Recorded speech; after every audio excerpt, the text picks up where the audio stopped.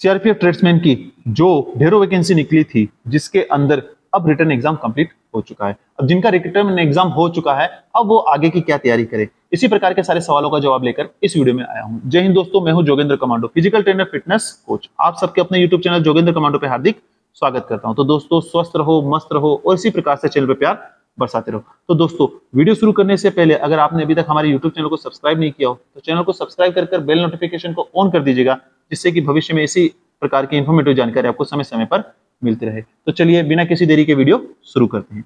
तो दोस्तों, आपको मैं बताना चाहूंगा सभी कैंडिडेट को कि अब आपका आगे क्या रहेगा। अब आपके दो इवेंट होंगे। पहला इवेंट होगा फिजिकल स्टैंडर्ड टेस्ट, जिसे हम पीएसटी कहते हैं, जिसके अंदर आपका हाइट, वेट और चेस्ट को काउंट किया जाएगा।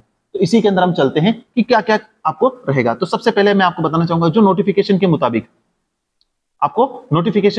क्या क्या रहेगा। तो सबसे पहले देखिए, जो नॉर्मल जनरल कैंडिडेट हैं उनकी हाइट होनी चाहिए 170 सेंटीमीटर और फीमेल कैंडिडेट की है 157 सेंटीमीटर।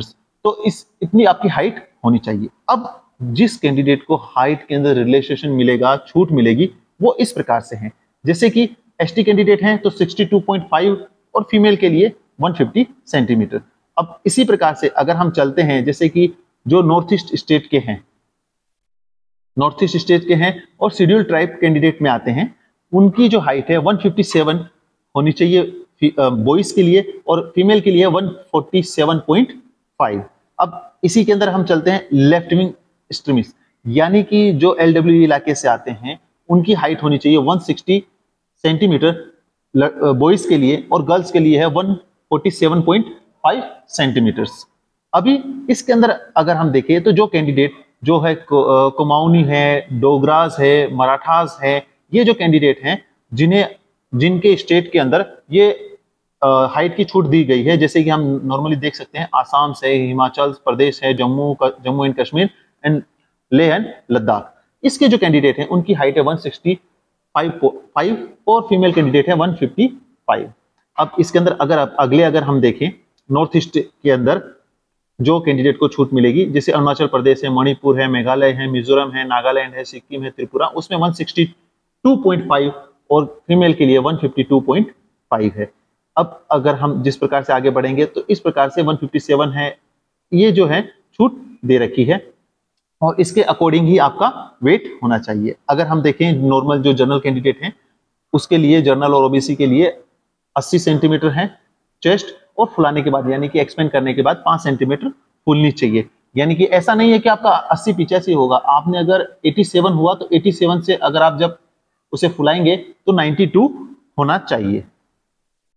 ठीक है। अब इसी के अंदर अगर एज रिलेशन देखें, जैसे कि जो आपको कैंडिडेट को छूट मिलेगी उसके अंदर 76 होना चाहिए और 5 उसमें होना चाहिए, यानी कि एसटी जो कैंडिडेट हैं उनके जो है 76 और 5 सेंटीमीटर एक्सपेंशन मतलब कि बढ़ना चाहिए।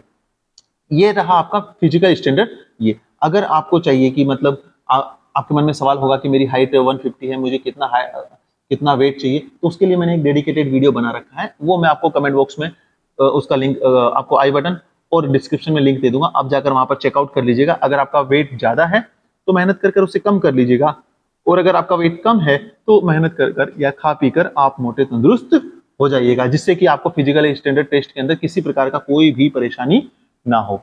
तो दोस्तों, आपको पीएसटी के अनुरूप किसी प्रकार का कोई भी सवाल हो तो आप मुझे कमेंट बॉक्स में कमेंट कर दीजिएगा। डेफिनेटली कोशिश करूंगा जल्द से जल्द आपके सवालों का जवाब देने की।